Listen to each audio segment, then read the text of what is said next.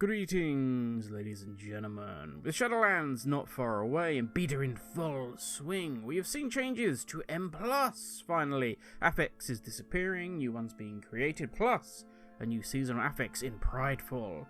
And that got me thinking. Now, Mythic Plus has taken a couple of expansions to become what we know it is today, but no matter whether you love it or you hate it, there is no denying how popular it is. I mean, damn, Blizzard skipped right over raiding and went straight to M+ for their latest esports fix, creating the MDI. But it is not without its issues, and not just from those that don't enjoy the timer and wish for a return to the good old days of dungeons. Also those at the very top end. Once a dungeon reaches a certain level with its key, the scaling starts to get crazy out of control. The higher the key, the worse this gets. So bear with me while I don the tinfoil hat and dive into our new world of Mythic++. To start with, the timer is gone. Bye-bye, arrivederci, have fun. Now don't panic. For those of you that love the current state of M+, I know you're going to be there going, you just need to get good. If you hate the timer, you're just bad, and so on and so forth. We are removing the timer to make things more interesting, but it is not gone for good, so hang in there. Or if you just don't want to listen to low-level pleb talk, just click the timestamp below, and it will take you to the bit talking about higher-end M+ for you guys. Now let's continue. The reason to remove the timer at lower levels is to present a harder version of Mythic, and make it live up to its name. Add trash that deserves respect. Now for anyone wondering what that means, well, no, I'm not talking about Nihilo for trash, which is not fun at all and is incredibly annoying. Thanks for that, Blizzard. Let's not do that again. What I'm talking about is trash that has multiple moving parts.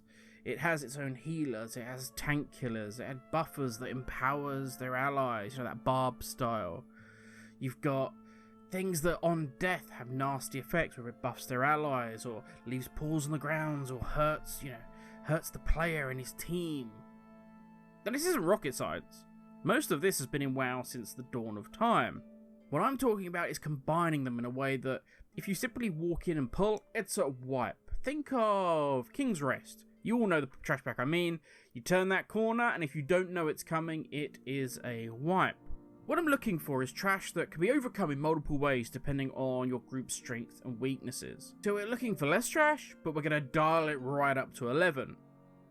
Now this works especially well with Blizzard and their we're going to cap AoE. What's the point of having 20 mobs if it's just going to take you longer to just grind them down? Because your AoE can't actually hit everything, you're just there standing around. Instead, let's have fewer trash, but make them interesting. So let's say for instance, we've got a group of friends. 2 are good players. 2 players are they just play WoW for the transmog and they've come on in for this run because their friends asked them to. And the last is a new player, fresh off of Exile's Reach. They've reached max level. They want to know what it's all about at endgame. So for this run, the tank and the healer are going to be the good players. And they come up against one of our new trash packs. There's a tank killer in there with maybe a debuff on death. They've obviously, the enemy's got a healer. They've got 2 basic trash mobs that are just there to fill out the pack, and they've got a DPS charger. You know the type, they're going to run straight for the DPS and frontal cleave or whatever crazy thing they're going to do. Now for the group in question, the real pain is going to be the DPS charger, as left alone it's going to kill all 3 of them. They're not going to use personals, they're not going to use their lock candy, they're not going to use health pots, and they're not going to get out of fire or whatever pool has been placed on the floor beneath them. Now the healer mob is also going to be a pain here, because they can't kill the charger if the healer is constantly bringing him back to life. That's not good. Now the tank killer we're okay with, as our tank knows what they're doing, they can use their CDs properly, and they can kite if need be. And so our group CCs the healer, the tank deals with the big killer, with our healer maybe keeping an eye on him just to top him up if he needs a little bit of love. And then all the DPS can focus down the crazy thing, jumping between them, trying to go on a murder spree, while also AoEing down the 2 other trash mobs that are in there. And of course, we're going to pray that we don't release the healer from the CC while we're dropping all this AoE. To be honest, we probably will, though. Let's be honest about this, we probably will. And then, of course, as our group changes its composition, changes its roles, maybe changes its classes, that we can change how we are going to face these mobs. Also, far more importantly, the group can take its time. It can learn new things. Ideas and tactics can be explained, so when they head out into pug groups, they can take time during them to explain how we're going to deal with this particular trash. And that way, everyone can learn. One wipe doesn't mean a failed timer, and so someone just leaves, raging that this group sucks. Yes, of course, this will still happen. There is always one person that's going to do that. But this is kind of my logic when I look at LFR as well. Yes, 100% you could scream and say everyone in LFR is rubbish, demanding to know who messed up and then trying to get them vote kicked. Or you can take 5 minutes, explain what the boss is doing, and then do a pull or two, let people get a feel for what it is you've just explained, see it for themselves, and then lo and behold, you get the kill. But it's more than just that. Because the next time those people go into an LFR, they can explain it to others, even if it's just a whisper. And so more people learned how to kill the boss. The next thing you know, you're queuing again for LFR, and this time, bang, it's a one-shot kill. 60% of people still alive at the end of it, and they all learn how to kill this boss because somebody took the time long ago to explain it to them. You have actually improved your own personal experience of the game. Simple. But back to our Mythic ++. Giving people time at low level keys to learn and understand what's happening around them, to really get what trash is doing, means that the overall experience can be harder. The trash can be far less forgiving. Not just fodder, meaninglessly destroyed as you go from one meaningless encounter to the other, or worse, you have to skip stuff because, I just really don't want to pull that trash because it's not fun. But how? How do we progress in this system? How do we get new keys if there's no timer? It's not simply we beat the timer and we get a key. How is this going to work? But it's even more simple than the timer. We complete the dungeon by killing the bosses and by killing the trash. And that's it. We're done. But what in this new system, where I simply have to kill bosses and trash and have no timer, what sort of loot is it dropping? Well, level 10, where we're still going to say the seasonal affix comes in, that's going to be dropping normal raid level loot. That's kind of our entry level. You've got the idea now, you've hit level 10, you've got your seasonal affix, here's your first bit of decent reward. 15 is going to drop our heroic level loot. 20 is where our mythic level gear is going to be dropping, and let's say, for instance, here we're going to have 40 being the max level key. Now bear with me on that, there is a reason for maxing the key out. Whoa, hang on there, Grim. You said the timer wasn't gone for good, but I see no timer in your system? That is true, so let's rectify it. Once you've completed your 15 key, your new key will now have a timer attached to it. Plus, of course, the normal increases to damage and health. It's at this point the big boys and girls can come out and play.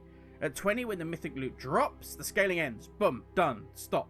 Regarding the health and the damage. Now it's all about speed, baby. It's all about those times, and they get crazy tight. I would even go so far as to say that why not have it based on community times? So let's say X team sets the fastest time possible for a +21. With 9 minutes. The time you would have to beat would be their time plus, say, 20%. That way, you can see via a Blizzard-controlled site all the top teams, where they stand throughout the season. It gets it more competitive. You're actually playing against other teams to try and beat their time so that you can get the next key and progress further up the rankings. And speaking of rankings, why not have something like Overwatch?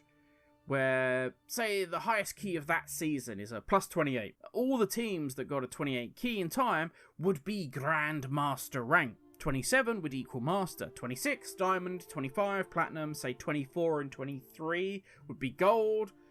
20 to 22 would be Silver. And then, last of all, you'd have 16 to 19 would be Bronze. And then give out rewards based on rank. Cosmetics, mounts, titles, whatever. Don't care. Just bukkake them in loot. That's all fine with me. At the end of the season, your team's placement on the rankings would be turned into points, and that would go on a league table.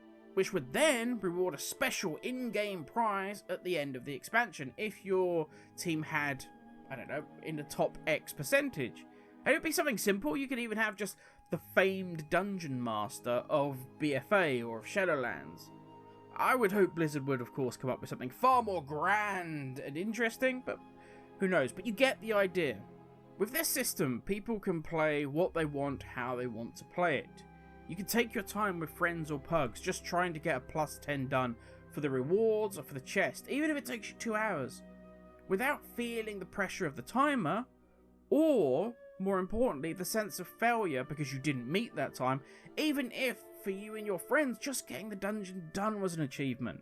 And on the flip side, those that really care about hard Mythic Plus against the clock get a far more fleshed out, deeper experience, going head to head against other players with the same drive, ability and passion for high-end Mythic Plus. With WoW hoping to bring in new players during Shadowlands, we need to look at new ways of introducing players to in-game content. Bots versus players PvP is a great example of introducing players to PvP, understanding capping points, understanding how to use their new PvP abilities they may never use before, without the added pressure of being killed by someone who has played since vanilla. Why not have bot versus PvP a permanent practice mode? You get no rewards from it, but it's just a fun way to get players exploring PvP. The same needs to be looked at for things like raids. LFR does not give a new player the experience of raiding.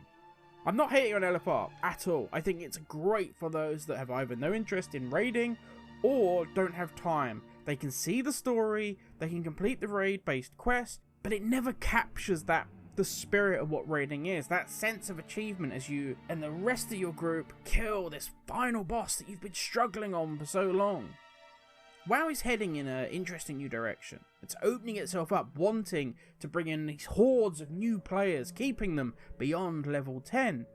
But that doesn't need to be at the expense of difficult, meaningful content. Quite the contrary. What we need are classes that are easy to pick up, but with depth to master. And we need content that does the same.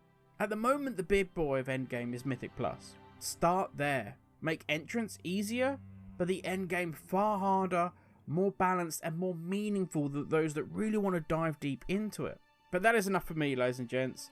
Thank you all for watching. Have a great day. Stay safe. I would love to hear your comments down below. I know this is a hot one for people with regards to the timer on M+ and so on and so forth. If you're going to leave a comment, please keep it constructive, and I will catch you all tomorrow. Have a good one, everybody.